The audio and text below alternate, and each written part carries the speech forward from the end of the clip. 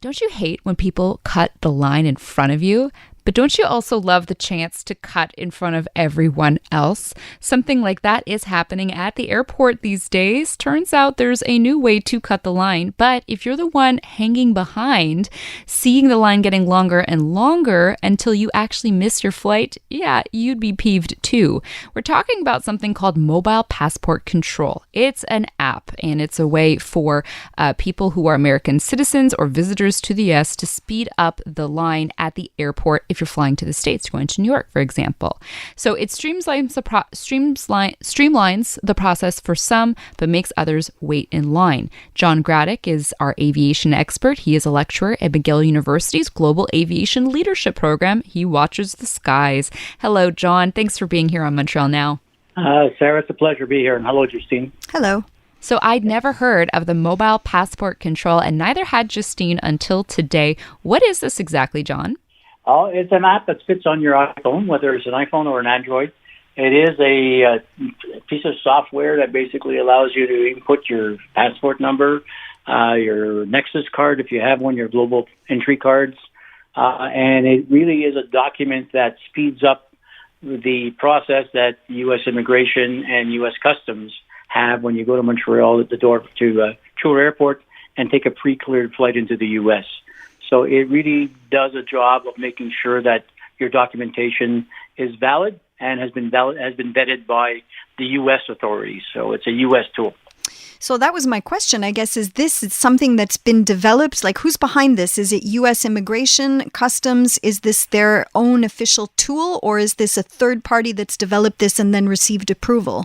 It's an official app of the U.S. Department of Homeland Security. Wow, interesting. Sure. So how is this different from Nexus, from having a Nexus card, for example? Well, this one has, it's not that different in that not everybody has a Nexus card. I think I've been waiting for about a year to get mine renewed, so mine's out of commission. Mm-hmm. And so, yeah, there's a couple of million Canadians who've applied for the Nexus card who haven't got it. So this is complementary to Nexus. Okay. It's kind of, it's the same type of information, but it really is flight related. Nexus basically is the one that says you have blanket, clearances to do certain things in terms of declarations on the crossing the border. This one is very specific to a flight. So you have to put the flight number that you're booked on, the date, the carrier, and you have to identify who's traveling with you, pieces of bags if you have any. So it's a bit more specific to the actual flight, and that is different from a Nexus, where Nexus is a general card. And Nexus is also really specific, right? Like, this is for people who have property in Vermont or Maine, or they have to fly to New York every week for work. It's not for the casual traveler. Oh, I've got it on my phone. I've been using it, and I've only traveled once in the last year, and I've used it. And but people who are not mobile friendly and who are not registered with either a Canadian or a U.S. passport, you're right. These people would have to have an issue with respect to how do you in fact deal with the NPCs that are being asked of passengers in line at U.S. Customs and U.S. clearance. John GRADEK is a lecturer at McGill University, and he studies the aviation industry. We're talking about mobile passport control. It's a new option if you're headed to the States, either as a citizen or as a Canadian visitor, to speed up the line at the airport, but it's causing some headaches.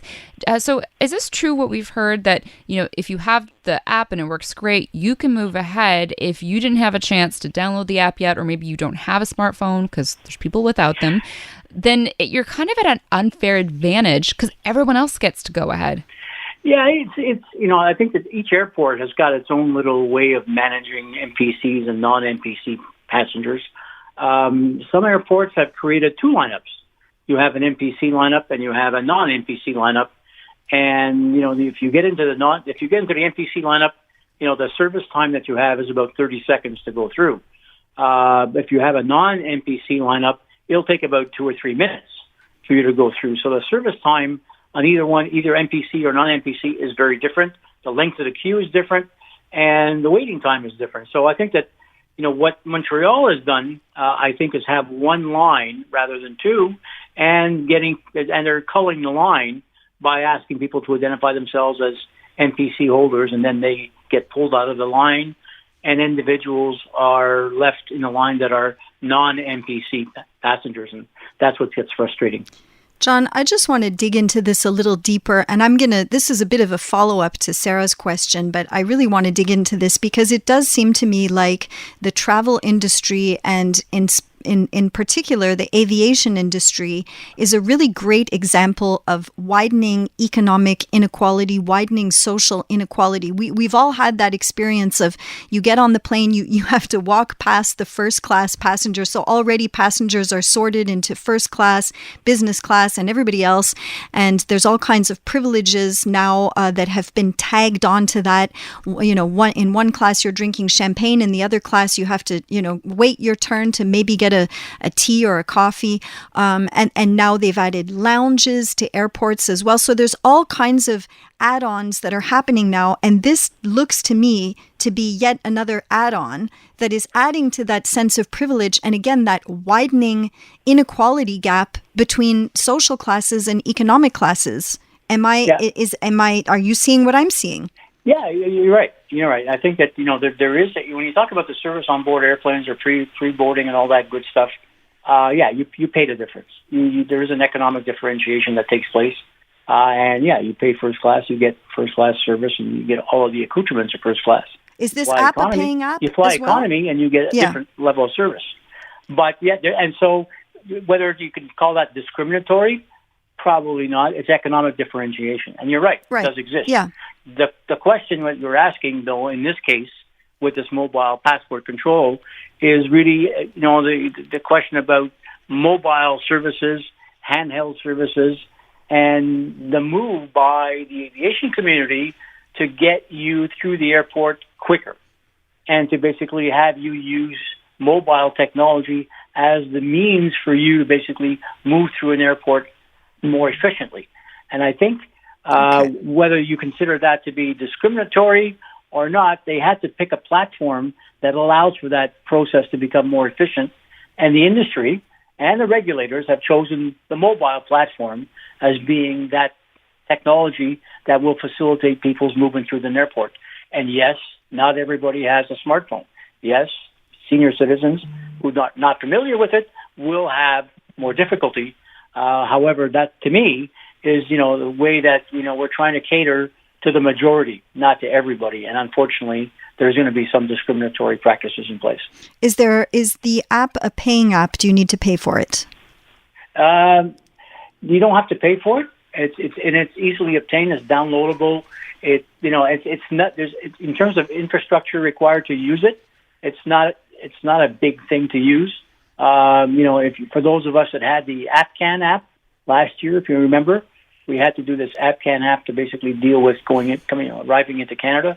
It's along very similar lines. So you see there's a lot of this technology, this mobile technology being put in place, and this is not the end. There will be more, and we'll be looking at things like facial recognition as a means for you to basically facilitate your transit through an airport. And so, we are in a digital revolution at the airport, in aviation, yes, there will be people left behind, unfortunately. But no word yet on when they're going to improve the snack offerings on planes. Jeez, John.